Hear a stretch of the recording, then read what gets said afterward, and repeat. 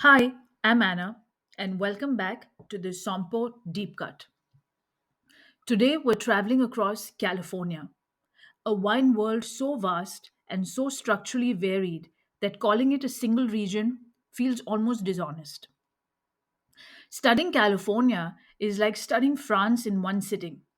The coast, the mountains, the fog belts, the heat basins, the inland deserts, the rivers, the valleys, the AVAs stacked inside AVAs. And yet, there's one thread that pulls it all together. California is a region built on climate and intention. The climate it is given, and the intention with which humans shape it. Fog, wind, altitude, latitude, and irrigation are the five forces that decide everything here. Once you see those clearly, the whole chapter starts behaving like a map you can read. Let's begin on the coast, because that is where California's identity and its legend forms. The Pacific isn't just scenery, it's architecture. Cold ocean currents run south from Alaska, pulling dense fog inland each morning. That fog has reach, real reach. In Sonoma, the textbook shows how the Petaluma Gap funnels wind and fog deep into the interior, cooling vineyards that would otherwise scorch. In Napa, that same fog pools differently, staying low in Carneros, retreating early in Stag's Leap, barely touching the mountain slopes at all. One simple marine layer creates three different ripening stories in a single valley. Napa Valley is where structure and ambition collide. This is Cabernet Sauvignon country. But Cabernet here is not monolithic. The valley floor has deep, fertile alluvial soils that encourage vigorous growth if not controlled. As you move up the slopes, Howell Mountain, Spring Mountain, Mount Vedir, everything changes. The fog sits below you. The nights grow colder. The soils thin out into fractured volcanic rock. The berries shrink. Tannins tighten. Acidity holds. The wines lengthen. If you can explain altitude, drainage, aspect, and fog influence in Napa, you've covered half of what the diploma expects from this chapter. But Napa isn't alone in defining California. Move west over the Mayacamas, and Sonoma reveals itself, not as a single region, but as an interlocking system of climates. Russian River Valley is cool, fog soaked, perfect for Pinot Noir and Chardonnay made with restraint. Wines shaped by slow ripening, high natural acidity, and unmistakable edge of citrus and red fruit. Just north in Dry Creek Valley, the fog thins, the afternoons warm, and Zinfandel finds a home on hillside sites where thin soils limit vigor and build concentration. Further west, the Sonoma coast feels like the ocean has stepped onto the land, windswept, marginal, intensely cool, and capable of producing some of the most finely etched pinots in the state. Sonoma teaches you that terroir in California isn't theatrical. It's a daily negotiation between fog, wind, and sunlight hours. Now follow the coast south, and the state stretches into a long ribbon of microclimates that almost feel custom designed to test diploma students.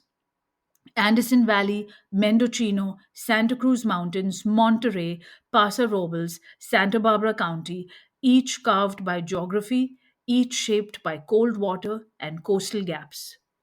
Monterey is a place where the fog arrives early and leaves late.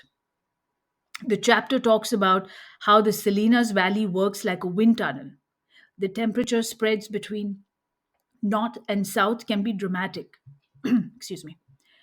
Syrah and Cabernet struggle in the cold northern regions, but Chardonnay thrives, high acid, citrus driven, structured whites that feel more like they belong in a cooler latitude.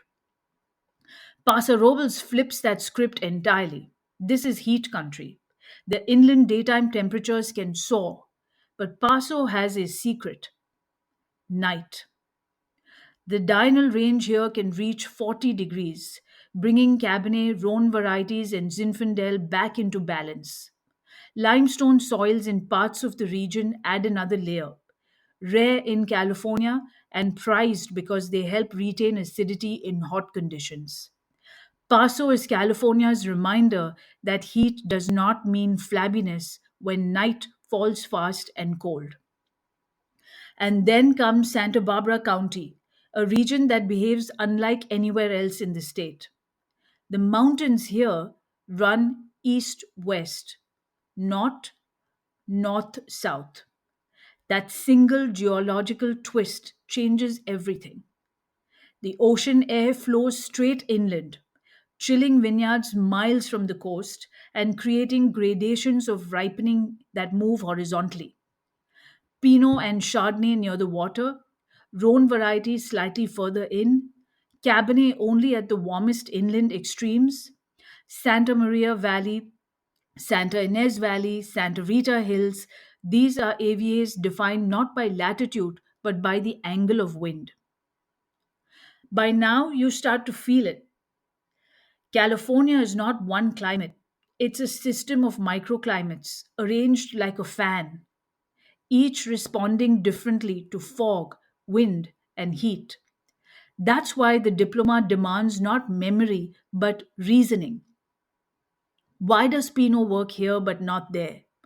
Why does Cabernet thrive on one slope and struggle in the next valley?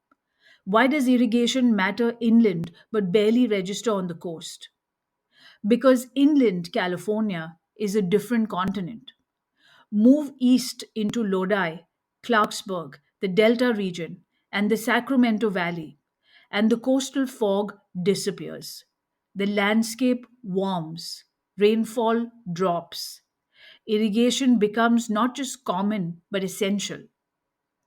Old vines in Findel, some planted in the 1800s, grow on deep sandy soils, producing red wines with ripe fruit, moderate tannins, and a structure that depends heavily on careful water management. Lodi's Mediterranean climate allows for nearly every grape varietal imaginable, but quality hinges on canopy management and controlled yields. This is a region where ripeness is not earned, it's abundant. So precision becomes the discipline. And then the chapter widens again because California is not just about terroir, it's about scale, business, and identity. The state produces enormous volumes of wine, much of it from the Central Valley. Mechanization, irrigation networks, large scale wineries, and a deeply developed supply chain turn California into both a premium region and one of the world's largest producers of accessible wines.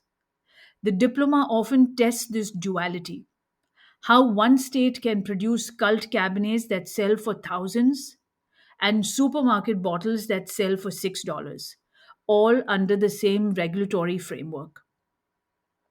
California's business logic is inseparable from its geography. Coastal AVAs drive premium prices, inland valleys drive volume, the success of one funds the infrastructure for the other, and the entire system relies on climate control natural on the coast, technological inland. When you look at California through that lens, you begin to see why the region feels like a testing ground for the future of wine. Dealing with heat, managing water scarcity, experimenting with canopy strategies, trialing drought tolerant varieties, reassessing ripeness, and renegotiating the role of oak in a warming climate.